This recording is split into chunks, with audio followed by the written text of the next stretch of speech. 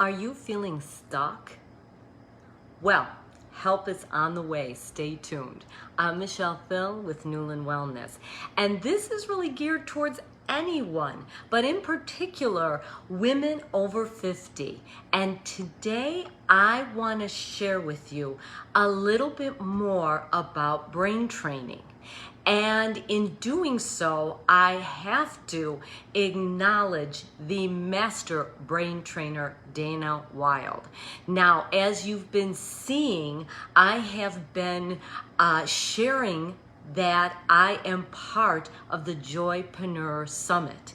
It's a summit geared towards entrepreneurs, yet it not only helps business, but it helps you in life. So if you're someone who is not an owner of a business, you can still benefit, because the people that are part of this summit are also experts in relationships with yourself and with others, health.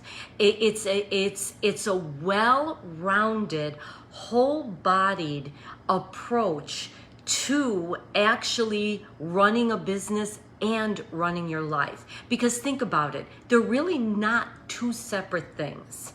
How you are in your business, no doubt, is how you are in your life.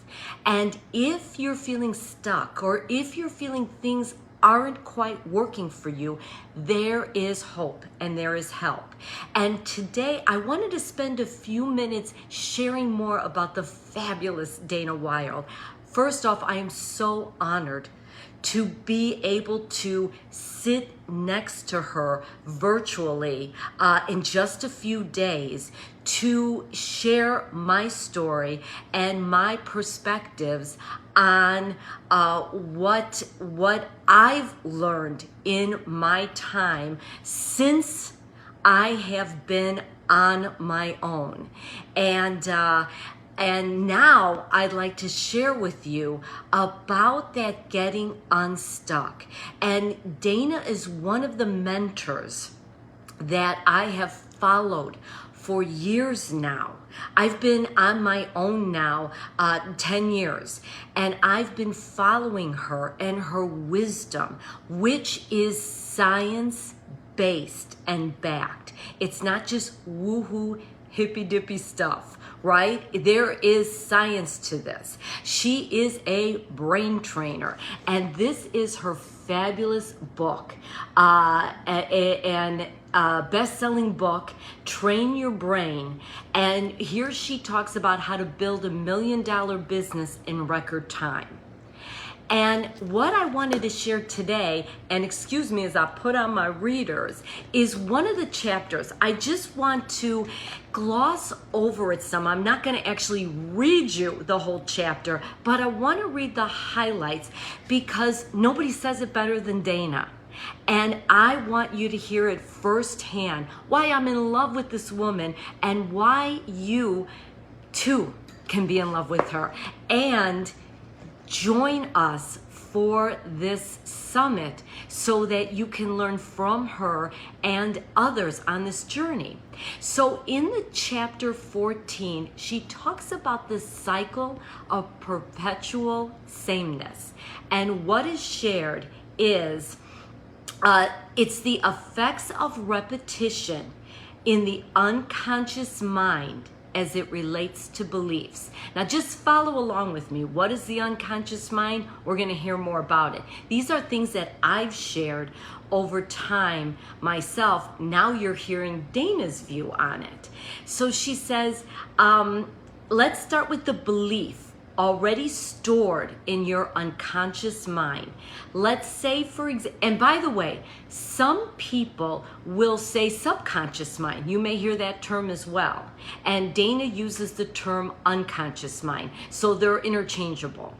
She said, basically what it is you're not thinking. You're not consciously aware at the moment. So listen to more. Let's start with your belief already stored in your unconscious mind.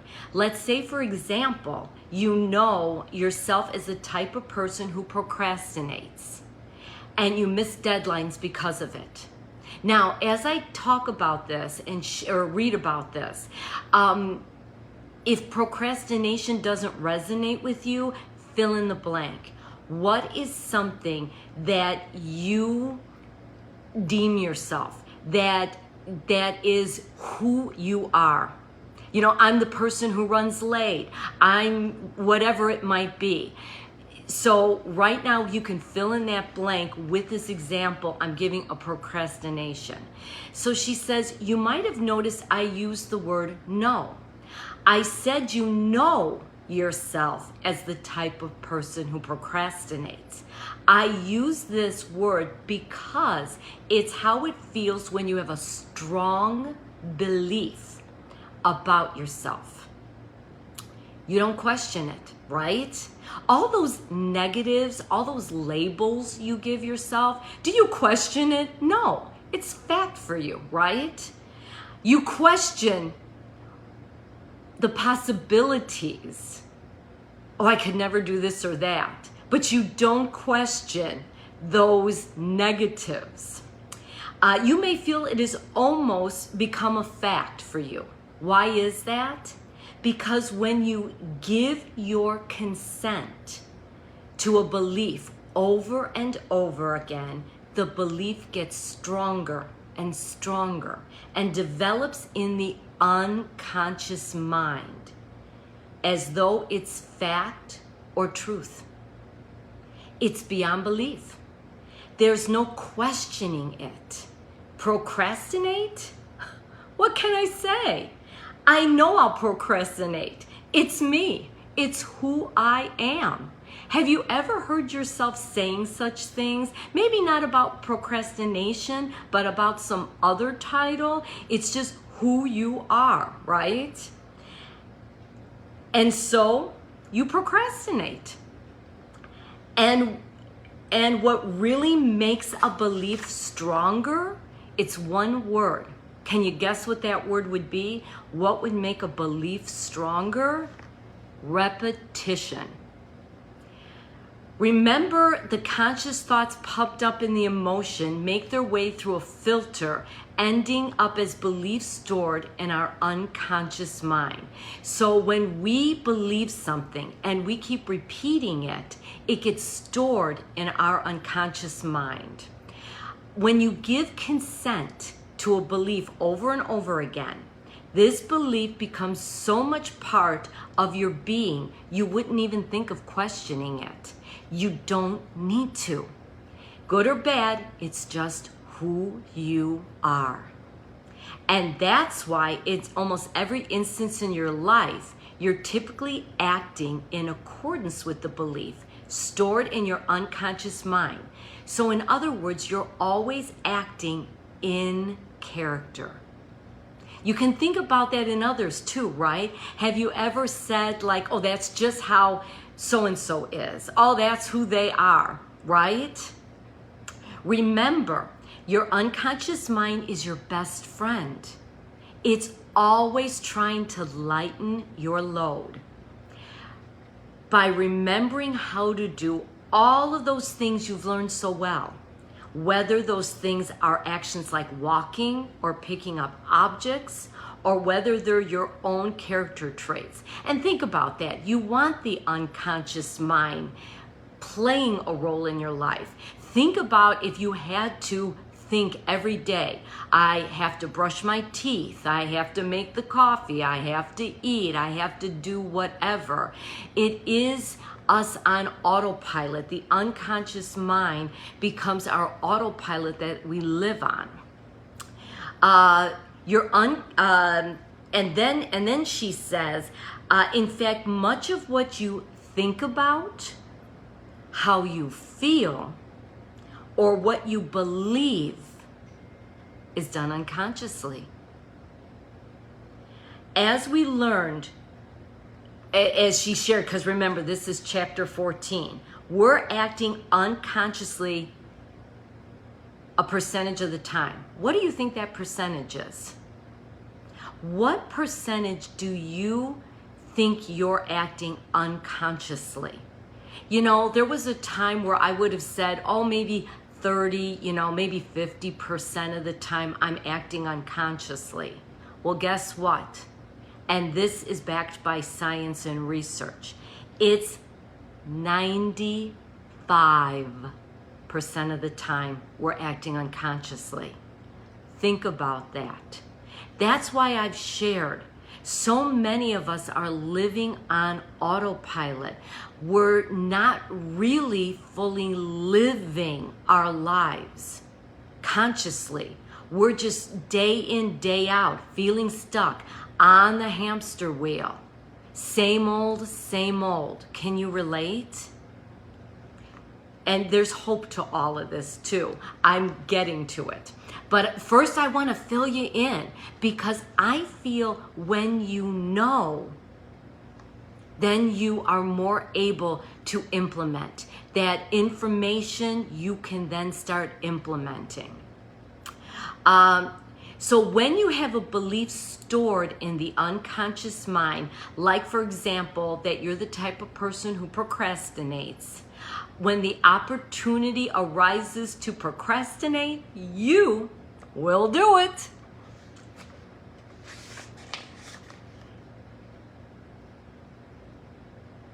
It says, and I've talked about the reticular activating system before. That's RAS. That's the part of your brain that is looking for whatever you're focusing on and showing you, there it is, there it is, there it is. So again, if you're focusing on the negatives, the RAS in your brain is saying, I gotcha.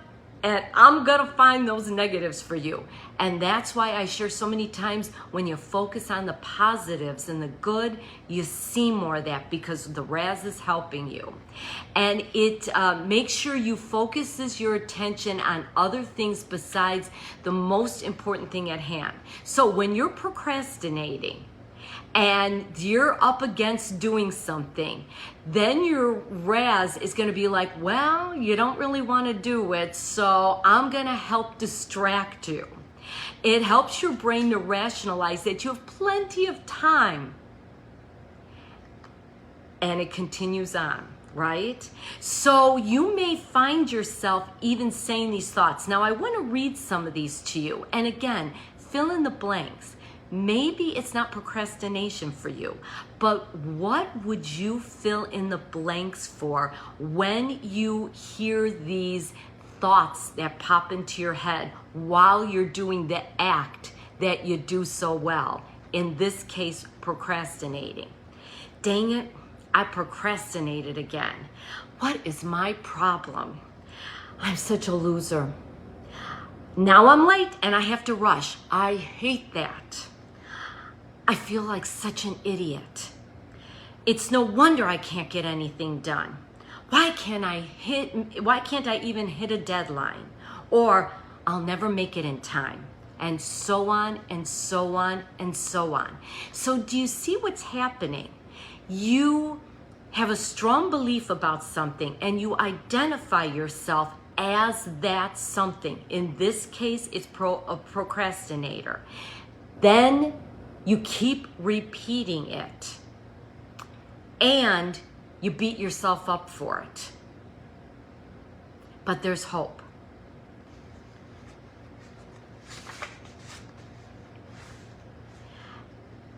Here Dana shares something fascinating. It's estimated the brain has between 60,000 and 90,000 thoughts per day. Wow, think about that. And of those 60 to 90,000, are you ready for a scary statistic? What do you think is the percentage where you're having the very same thoughts today that you did yesterday? I can't hear you. What are you thinking? What's that percentage? You're close. 96%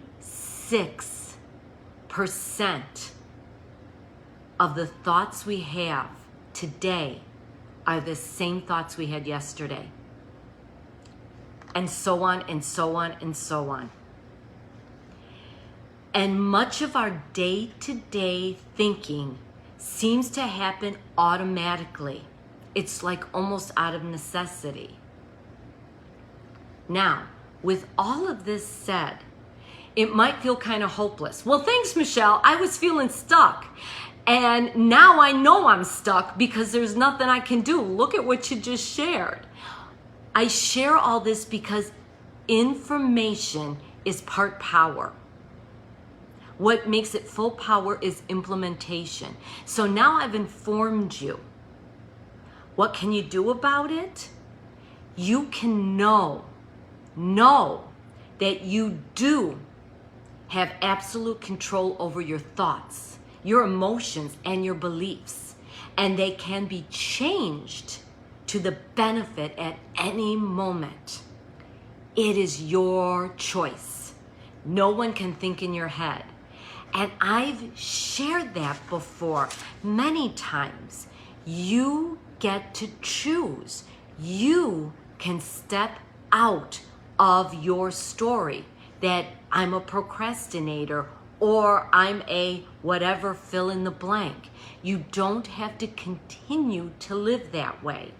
The real key, Dana shares, is becoming aware of the beliefs that limit your success in any way, in any area of your life. You are always in control of what you feel, what you think, and what you believe. And I want to add in here too, because I've shared this before. You know, we have a thought. Our thought then produces a feeling, and then that produces an action. So when you change your thought, you change your feeling, you can then change your action. That's how it works. In the past, Dana shares, we were told that our beliefs in our conscious mind were permanent. Basically, we were told we were pretty much stuck in our beliefs, and that isn't true. You know, over time, originally we were told our brains were hardwired. Have you ever heard that? They're not. We can rewire our brains, and it starts by changing our thoughts. That's why I say when you change your thoughts, you change your life. I'm living proof of that. And that's why one of Dana's mottos is mindset matters most, even over action, because many of us are busy, right? But are you productive? Are you getting to where you want to go? Or are you just filling your days so that you're procrastinating and not really getting what you really want? How many of us maybe don't call ourselves procrastinators, but you resonate with what I just said? I know I do. As it came out of my mouth, I thought, wow, yeah. How many times am I just so busy, too busy, because I'm avoiding doing something that I'm scared to do? And so I'm procrastinating in my own way, even though I wouldn't deem myself a procrastinator. And when you become aware of this, that's when change begins. That's when you start turning your life around. That's when you get unstuck and you start to move forward, one baby step at a time. And it's a practice and a process. I wish I could say that all of a sudden the light comes on, you have that aha moment, and everything just changes, and you never go back to your old thoughts or your old way of being. Wouldn't that be fabulous? But that's not how it works. And that's why that's why I'm so much about self-awareness, because it's a mindful practice every day to pay attention to what you're thinking and to actually be thinking. Because again, we have many thoughts in our heads, right? Like Dana said, 60 to 90,000 thoughts in our head. But that doesn't mean we're thinking. It's all the mind chatter. And when you shut that mind chatter off, the negative thoughts, like you're beating yourself up, like I shared a couple of pages ago, and you start rewiring and retraining your brain on a daily basis. I catch myself on this journey of I'm thinking I'm going in one direction. And then when I really pay attention, I realize how I'm stopping myself in some way. And it's not a beat up, it's not a blame, it's not shame. It's catching and become aware. So you are actually a living being and not like the Walking Dead. And as I say that, I just have to add, the cell phones that we have, which really aren't phones, they're mini computers. How many of us are just walking around kind of mindlessly on our phones? You see people at the park when their kids are playing, or at a sporting event that their kids are at, whether it's a practice or a game, and they're on their phones, or people walking on their phones, or standing in line, or I notice myself too, that need to just pick up the phone just to see what's happening out there. And it's stopping us from actually being aware and actually being conscious of what's going on around us. We're missing the moments in real life being on our screens. And of course, I say this knowing you're watching me on some sort of a screen, whether it's a tablet, whether it's a laptop or phone itself. There is good in all of that technology. And the one thing I love is there is a lot of free help and inspiration out there as well, if you're looking for it. It's not all the negative and hold your breath news. There is a lot of good going on. All you have to do is look for it. So think about all of this. Our minds are pliable and changeable. I've talked about this as well. It's neuroplasticity is the scientific term for rewiring the brain. So I hope you had a chance to absorb what I'm sharing. And what's nice is you can always go back if you wanted to and re-listen, or get the book, and or join the summit. I'll be there on Thursday at 11 o'clock Central Standard Time to share my views with the fabulous woman who wrote this amazing book to help us step out of being stuck and small and move forward in the way we're meant to move. You know, as it says, how to build $1 million business in record time.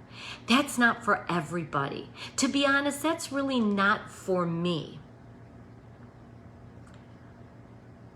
You make your journey through your life with what resonates for you. For somebody, that might be right up their alley, and Dana can help you. For somebody else who just wants to live with more joy, have more health, feel good, do things the fun, light, and easy way, this book, this summit, this woman, Dana Wilde, is for you. And I just thank you for allowing me to spend some time sharing her magnificence and what she has offered me, as well as many, many, many others on this journey through our lives. I hope to see you on Thursday when I will be live with Dana. And I will put the link again where if you haven't joined, it's not too late.